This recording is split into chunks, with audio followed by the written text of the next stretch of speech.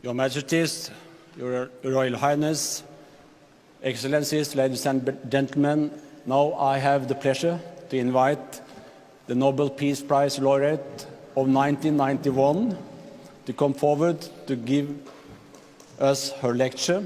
We do not have a gold medal because it was received by your son Alexander in 1991, but I'm sure that your words to us today will be written in gold. Please.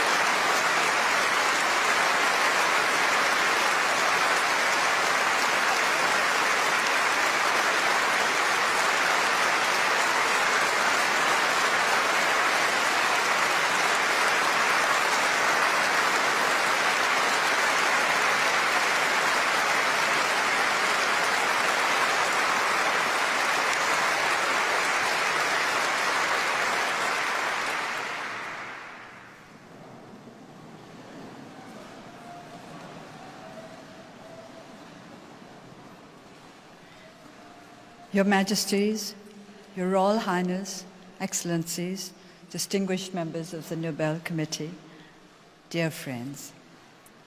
Long years ago, sometimes it seems many lives ago, I was at Oxford listening to the radio program Desert Island Disc with my young son, Alexander. It was a well-known program.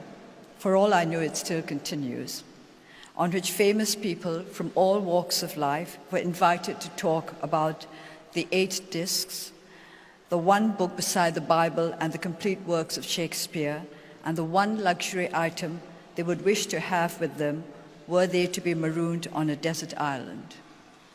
At the end of the program, which we had both enjoyed, Alexander asked me if I thought I might ever be invited to speak on desert island discs. Why not? I responded lightly.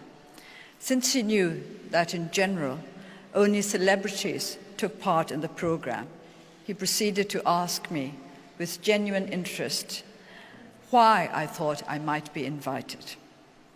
I considered this for a moment and then answered, perhaps because I'd have won the Nobel Prize for Literature.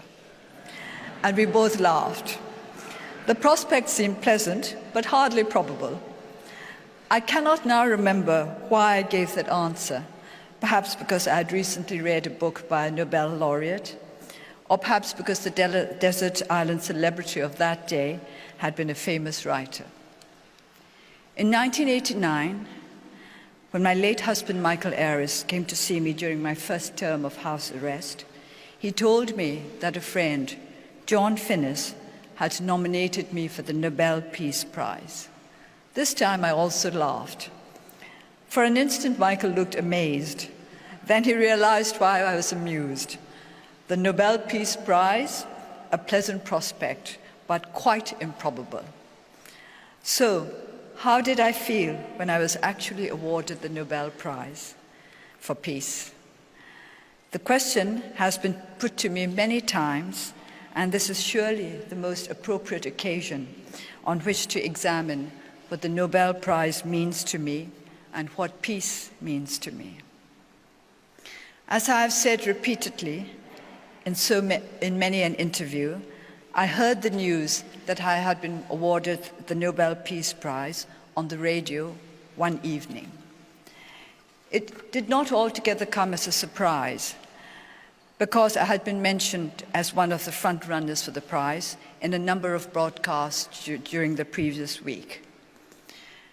While drafting this lecture, I've tried very hard to remember what my immediate reaction to the announcement of the award had been. I think I can no longer be sure. I think it was something like, oh, so they've decided to give it to me. It did not seem quite real, because in a sense, I did not feel myself to be quite real at that time. Often, during my days of house arrest, it felt as though I were no longer a part of the real world. There was a house, which was my world. There was the world of others, who also were not free, but who were together in prison as a community.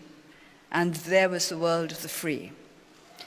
Each one was a different planet, pursuing its own separate course in an indifferent universe.